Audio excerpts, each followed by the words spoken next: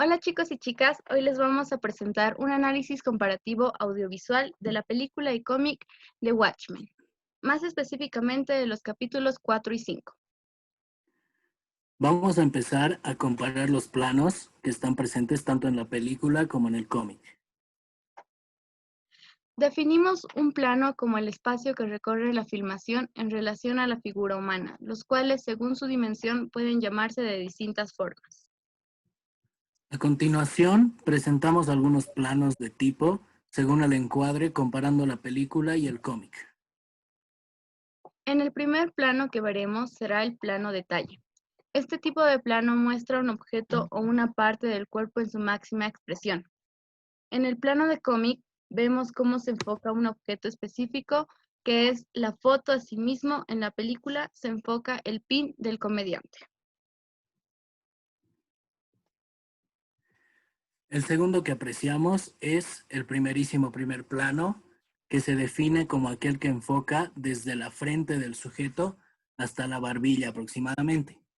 En el plano del cómic podemos ver la cara del Doctor Manhattan enfocada desde la frente hasta la barbilla. Asimismo, en el cómic se usa el plano en la misma escena. Llamamos plano americano a un plano medio más largo, al que tomando como referencia la figura humana, tiene su límite superior justo por encima de la cabeza y su límite inferior aproximadamente a la altura de las rodillas. En el cómic vemos el uso de este plano en una escena donde aparece Jenny Stale Slater enfocada desde arriba de su cabeza hasta la rodilla, y en el plano de la película vemos a los Watchmen enfocados de igual forma. Un primer plano es aquel que se dirige a un elemento aislado o al rostro y los hombros de un individuo. Tanto en el plano del cómic como en la película, vemos a Jane Slater enfocada en un primer plano desde la cabeza hasta sus hombros. Y por último, uno de los objetivos más importantes del gran plano general es la descripción del entorno, la acentuación de la pequeñez del sujeto frente a él y por lo tanto la relevancia de su contexto. Tanto en el cómic como en la película se ve al Doctor Manhattan meditando en Marte. El plano general ayuda a dar relevancia al contexto de la escena.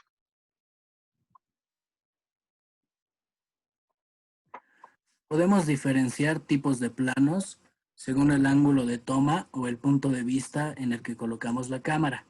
Esos diferentes tipos nos permitirán darle una intención determinada a ese plano.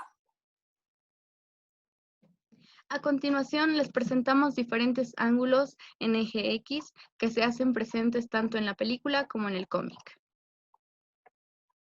Empezamos con los ángulos de cámara y podemos ver el ángulo neutro, que se define como la posición de la cámara es a la altura de los ojos, o si es un objeto, es a una altura media paralela al suelo. Seguimos con el ángulo cenital, que se define como el ángulo donde la cámara se encuentra enfocando en el suelo o lo que haya debajo. El ángulo semisubjetivo se define como el ángulo donde la cámara nos muestra parte del personaje, además de lo que está viendo. El ángulo picado posee una angulación oblicua superior, o sea, por encima de la altura de los ojos, y está orientada ligeramente hacia el suelo. El ángulo contrapicado posee una angulación oblicua inferior, o sea, por debajo de la altura de los ojos y ligeramente orientada hacia arriba. Para el análisis comparativo de los diálogos, primero definimos que la principal diferencia entre el diálogo narrativo y el teatral o el cinematográfico, que es el narrativo, se escribe para ser leído y el narrador puede aparecer en el relato, el de cine y el de teatro.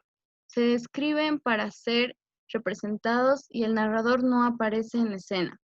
Da la palabra exclusivamente a los personajes. A continuación, les presentaremos algunos diálogos del cómic que son representados fielmente en la película. En la primera comparación vemos la misma escena con los diálogos ligeramente cambiados, pero en sí es el mismo contexto.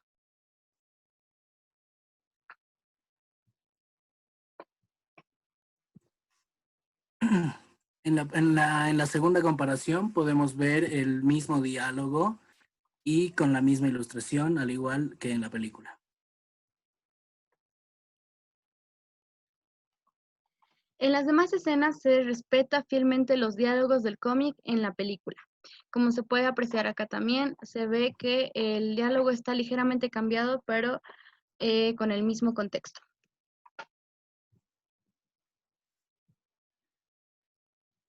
En el siguiente diálogo se puede ver una escena cambiada y el diálogo ligeramente cambiado igualmente. De igual forma, acá vemos dos mismas escenas, tanto en la película como en el cómic, con el diálogo ligeramente cambiado, pero aún así respetando el mismo contexto.